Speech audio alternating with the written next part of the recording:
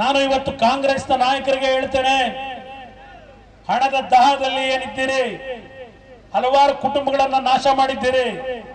ಇವತ್ತು ಬಾಂಗ್ಲಾದೇಶದಲ್ಲಿ ಹೋಗ ನೋಡಿ, ಶ್ರೀಲಂಕಾ ಆಯ್ತು, ಶ್ರೀಲಂಕಾ ಆಗಿದೆ. ಇದೇ ಬಾಂಗ್ಲಾದೇಶದಲ್ಲಿ ಯಾವ ಆಡಳಿತದ ಪಕ್ಷದ ಸಂಸತ್ ಸದಸ್ಯರು, ಯಾವ ಆಡಳಿತ ಪಕ್ಷದಲ್ಲಿ ಅಧಿಕಾರದಲ್ಲಿ ಇದ್ರು ಅಂತವ್ರು ಕಟ್ಟಿರ್ತಕ್ಕಂಥ ದೊಡ್ಡ ದೊಡ್ಡ ಹೋಟ್ಲ್ಗಳಿಗೆ ಇವತ್ತು ಯುವಕರು ಹೋಗಿ ಬೆಂಕಿ ಇಟ್ಟಿದ್ದಾರೆ. ಸಾಕು ನಿಮ್ಮ ಹಣದ ವ್ಯಾಮೋಹ, ಈ ಲೂಟಿ ಮಾಡಿದ್ರೆ ಸಾಕು. ಕಂಡವರನ್ನ ಹೆದರಿಸಿ ಜೀವ ಬೆದರಿಕೆ ಹಾಕಿ ಏನನ್ನು ಮಾಡಿದ್ದೀರಿ? ನನ್ನನ್ನು ಪ್ರಶ್ನೆ ಮಾಡ್ತೀರಾ? ತಯಾರಾಗಿದ್ದೇನೆ.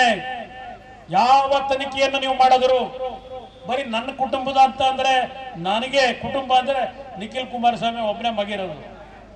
ಇಲ್ಲಿ ಪ್ರಶ್ನೆ ನಿಮ್ಮ ಅಣ್ಣನ್ ಕೇಳ್ತೀರಿ, ನಮ್ಮ ಅಣ್ಣನ ವಿಷಯ ಕೇಳ್ತೀರಿ. ಅವನ ಆಸ್ತಿ ಸಂಪಾದನೆ ಮಾಡಬಾರ್ದು ಅಂತ ಯಾರಿಗೂ ಇಲ್ಲಿ ಸಂವಿಧಾನದಲ್ಲಿ ಹಕ್ಕಿಲ್ಲ ಅಂತ ಇಲ್ಲ.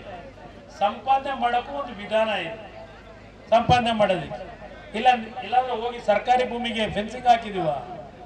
ಈಗ 14 ಸೈಟ್ ತಗೊಂಡವ್ರಲ್ಲ, ಆ ರೀತಿ ಮಾಡಿದೀವ. ದೇವೇಗೌಡರ ಮೇಲೆ ಇಲ್ಲ ಸಲ್ಲದ ಅಪಾದನೆ ಮಾಡಿದ್ರು ರಾಮಕೃಷ್ಣ ಹೆಗಡೆ ಅವರ ಕಾಲದಿಂದ. ಇನ್ನೂ ದೇವೇಗೌಡರು ಬದುಕಿದ್ದಾರೆ. ಒಂದು ಸ್ವಂತ ಮನೆಯವರ ಹೆಸರಿನಲ್ಲಿ ಇಲ್ಲ. ದೇವೇಗೌಡರು 60 ವರ್ಷ ರಾಜಕೀಯ ಮಾಡಿ ಮೊನ್ನೆ ಬಂದ ನಂತರ ಏನೇನು ಮಾಡ್ಕೊಂಡವ್ರೆ ಗೊತ್ತಿದೆ. ನಮ್ಮ ಆಸ್ತಿ ಕೇಳ್ತಾರೆ.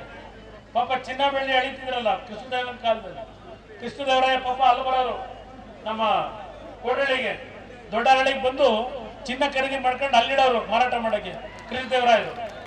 ಆ ವಂಶಸ್ಥರು ಇಲ್ಲಿ ಬಂದು ಚರ್ಚೆ ಮಾಡ್ತಾರೆ.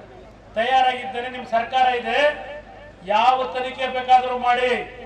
ಆದ್ರೆ ಇವತ್ತು ಲೂಟಿಯನ್ನು ಮಾಡ್ತಾ ಇದ್ದೀರಿ. ಇವತ್ತು ರಾಜ್ಯವನ್ನ ಲೂಟಿ ಮಾಡಿ ನನ್ನ ರೈತರ ಬದುಕನ್ನ ಹೈರಾಣ ಮಾಡ್ತಾ ಇದ್ದೀರಿ.